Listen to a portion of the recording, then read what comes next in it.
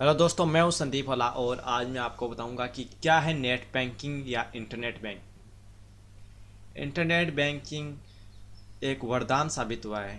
वरदान कैसे साबित हुआ है दोस्तों? हम घर पर बैठे अपने मोबाइल या इंटरनेट से नेट बैंकिंग के द्वारा बिजली के बिल चुका सकते हैं, ऑनलाइन शॉपिंग कर सकते हैं, रिचार्ज कर सकते हैं, डिश रिचार्ज कर सकते हैं, कोई भी मोबाइल चार्ज कर सकते हैं।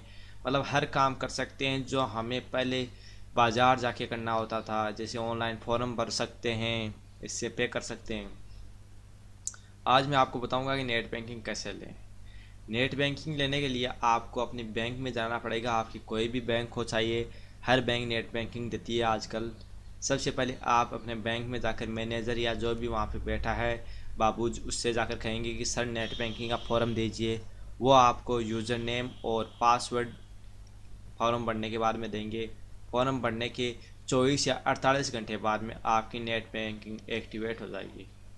अब आपको क्या करना है मैं आपको बताता हूँ कि नेट बैंकिंग ले ली है और आपने यूज़र नेम पासवर्ड वहाँ से ले लिए हैं, तो यहाँ पर कैसे फर्स्ट बार कैसे पासवर्ड लगाने हैं और क्या इसकी सिक्योरिटी है और कैसे ट्रांजैक्शन करना है और कैसे ट्रांजैक्शंस देखने हैं और कैसे पैसे ट्रांसफ़र करने हैं। तो चलिए हम अपने ब्राउज़र में चलते हैं।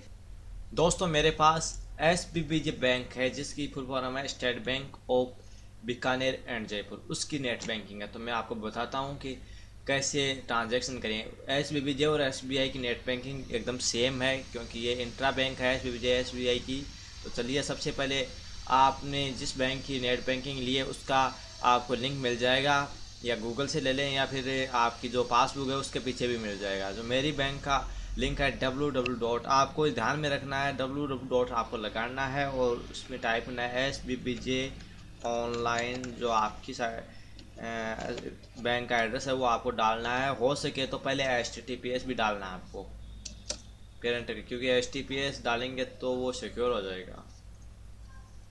ये खुल गई साइट। यहाँ पर आपको कुछ ऑप्शन मिलेंगे। हमें नेट बैंकिंग यूज करनी है तो आपको इधर एक ऑप्शन मिलेगा पर्सनल बैंकिंग। आपको जहाँ पर भी मिले यहाँ पर इसको क्लिक करना है। आपको आप जैसे ही क्लिक करेंगे तो फिर से ऑप्शन मांगेगा पर्सनल बैंकिंग, आपको फिर से क्लिक करना है।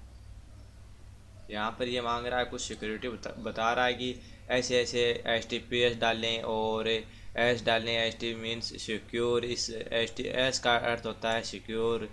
जे मतलब ये HTTPS आ जाना चाहिए। आपको यहाँ पर देखना है, आप जब भी साइट सर्फिंग करें तो यहाँ पर आपको देख कर ही करना है। अगर ये HTTPS ना आए और ये ग्रीन अक्षर में लॉक वाला निशान ना आए तो आपको वो सर्फिंग नहीं करनी है, आपको अपनी नेट बैंकिंग यूज़ नहीं करनी है उसमें। तो मेरे ये ग्रीन निशान भी आ गया, सब आ गए हैं, तो मुझे करना है कंटिन्यू टू लॉगिन। अब ये मांग रहा है पासवर्ड और यूज़र नेम। तो यहाँ पर आप अपने पासवर्ड और यूज़र नेम जो आपको बैंक से मिले, अगर आप पहली बार ले रहे हैं तो यहाँ पर आपको क्लिक करना है न्यू यूज़र और रजिस्टर हीयर। जैसे आप यहाँ पर क्लिक करेंगे तो ये एक बॉक्स खुलेगा। यहाँ पर आपको अपने जो बैंक के अकाउंट नंबर है वो डालने हैं और एक CIF सब नंबर मांग रहा है जो आपको पासबुक या स्टेटमेंट ऑफ अकाउंट में मिल जाएंगे, और एक मांग रहा है ब्रांच कोड जो आपको गूगल से या यहाँ से गेट ब्रांच कोड से ले सकते हैं, और एक कंट्री मांग रहा है जो आप अपनी कंट्री इंडिया सेलेक्ट कर लें, और रजिस्टर मोबाइल नंबर जो आपने बैंक अकाउंट बनाते समय दिए थे, और एक फैसिलिटी रिक्वायर्ड। ये करके जैसे आप नेक्स्ट करेंगे तो आपसे कुछ ऑप्शन मांगेगा जो आपको नेट बैंकिंग देते समय उन्होंने कुछ पिन वगैरह दिए हैं वो आपको पहली बार मांगेगा, और पासवर्ड आप अपनी इच्छा से ऐसा पासवर्ड लगाएं जिसमें ये लेटर भी हो और संख्या भी हो और ये न्यूमेरिकल भी हो, मतलब तीनों होने चाहिए। जैसे आप सबमिट पे क्लिक करेंगे तो आपसे वो पिन नंबर वो मांगेगा। मैंने ऐसा कर लिया है ऑलरेडी। तो यहाँ पर आपको यूज़र नेम लगाना है। जैसे मैं अपने यूज़र नेम लगा देता हूँ और फिर आपको पासवर्ड लगाने हैं अपने। ध्यान रखें दोस्तों, ये यूज़र नेम और पासवर्ड आपको बताने नहीं है। पासवर्ड नहीं, यूज़र नेम भी किसी को अकेला भी नहीं बताना है, क्योंकि 3 बार यूज़र नेम गलत लगा दिया तो फिर एक दिन के लिए ब्लॉक हो जाएगा। ये देखिए दोस्तों, मेरे 2 अकाउंट है, एक ये दूसरा अकाउंट है जो 2 ब्रांचों में है। तो मैं, अगर आपको बैलेंस देखना है तो यहाँ पर ये ऑप्शन आ रहा है क्लिक हियर टू बैलेंस। तो यहाँ पर आपको क्लिक करके, जैसे मेरे अकाउंट में 1216 रुपये हैं तो ये दिखा रहा है, और आपको देखना है कि कितने ट्रांजैक्शन मैंने क्या क्या किया है। तो यहाँ पर आपको मिलेगा click here for last 10 transaction. जैसे आप क्लिक करेंगे तो ये ट्रांजेक्शन दिखा रहा है। इधर दो ऑप्शन है, डेबिट और क्रेडिट। डेबिट कार्ड होता है जो आपने चुकाए हैं, और क्रेडिट का होता है जो आपके अकाउंट में आए हैं।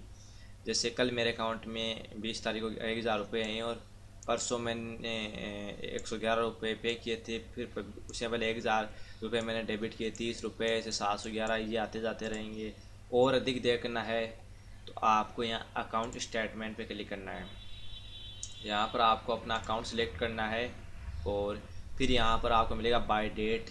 यहाँ आप डेट डाल सकते हैं जिस दिन का देखना है, या एक पूरे महीने का देखने चाहते हैं, या फिर लास्ट 6 मंथ का। जैसे आप लास्ट 6 मंथ करके गो पर क्लिक करेंगे तो पिछले 6 महीने का पूरा ट्रांजेक्शन आ जाएगा, जो आपने क्या क्या ट्रांजेक्शन किया है। ये देखिए दोस्तों, ये मेरा पिछले 6 महीने का ट्रांजेक्शन है।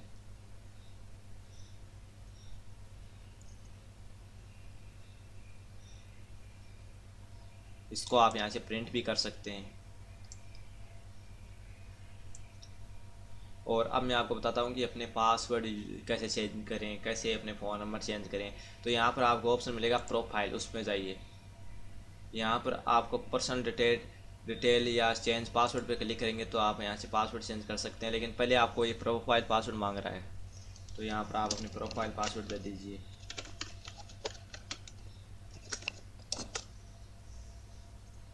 ये मांग रहा है ओल्ड वाले पासवर्ड, न्यू पासवर्ड और रीटाइप न्यू पासवर्ड। यहाँ से आप पासवर्ड चेंज कर सकते हैं।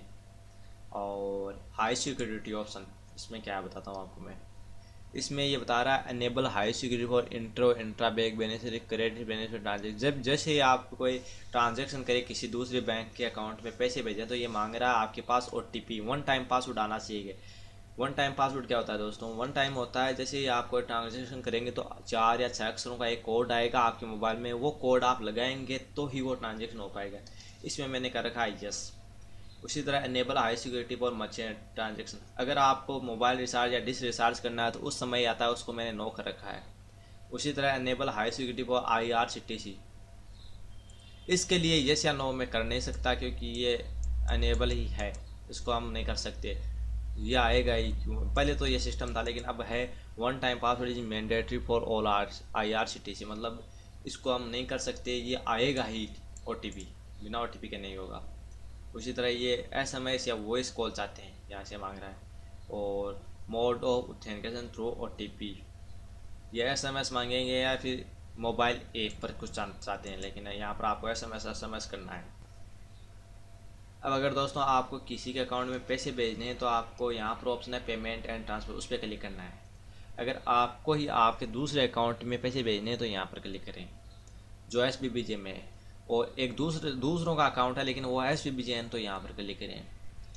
उसी तरह अगर आउटसाइड SBBJ में, अगर दूसरी जैसे आपके SBI में तो आउटसाइड SBI होगा, यहाँ पर दूसरे में भेजना है तो इंटर बैंक बेनिफिशियरी क्लिक करेंगे तो यहाँ को आपको स्टेट बैंक ग्रुप या RTGC, अगर इनका क्या अर्थ होता है बताता हूँ मैं आपको। NTFT का अर्थ होता है पैसे कम भेजना चाहते हैं और जल्दी भेजना चाहते हैं। जैसे यहाँ पर लिख भी रखा है NEFT का टाइम है 7 AM से 6:30 PM, तब तक आप इसको कर सकते हैं। और स्टेट इनका अलग अलग टाइम है।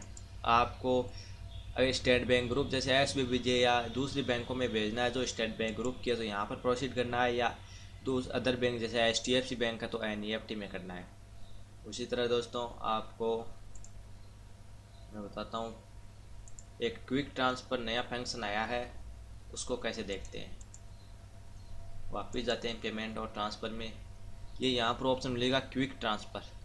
इसमें पैसे भेजेंगे तो आधे घंटे में आपके पैसे किसी भी बैंक में हो उसमें चले जाएंगे। यहाँ पर आपको बेनिफिशियरी नेम में अकाउंट होल्डर का नाम, बेनिफिशियरी अकाउंट नंबर में अकाउंट होल्डर के अकाउंट नंबर, और अगर उसका अकाउंट SBBJ में है तो विथ इन SBBJ रहने दो, या दूसरी बैंक है SBI, HDFC, पंजाब नेशनल तो यहाँ पर इंटर बैंक करना है और IFSC कोड लगाना है। SBBJ में है तो IFSC कोड लगाने की कोई ज़रूरत नहीं है। और यहाँ पर पर्पज़ में आप कुछ भी कर सकते हैं, एजुकेशन फीस कर सकते हैं, पेमेंट डिपॉजिट कुछ भी कर सकते हैं। और टर्म्स एंड कंडीशन जब ओके करके सबमिट करेंगे तो आधे घंटे में आपके पैसे अगले के अकाउंट में चले जाएंगे। अगर आप इस ऑप्शन को ना चुनते हैं क्विक ट्रांसफ़र वाले को, दूसरों में बेनिफिशियरी वालों में करते हैं तो आपका पैसा कल तक जाएगा, या आज शाम या कल तक हो सकता है। तो आपको क्विक ट्रांसफ़र यूज में लेना है दोस्तों। तो मैंने आपको बताया कि कैसे अपना नेट बैंकिंग लें और कैसे इसको यूज़ करें, क्या सिक्योरिटी है इसकी। अगर ये वीडियो आपको पसंद आए तो लाइक कीजिए और ऐसे और टेक्निकल वीडियोज़ की जानकारी पाते रहने के लिए इस चैनल को सब्सक्राइब कर लें।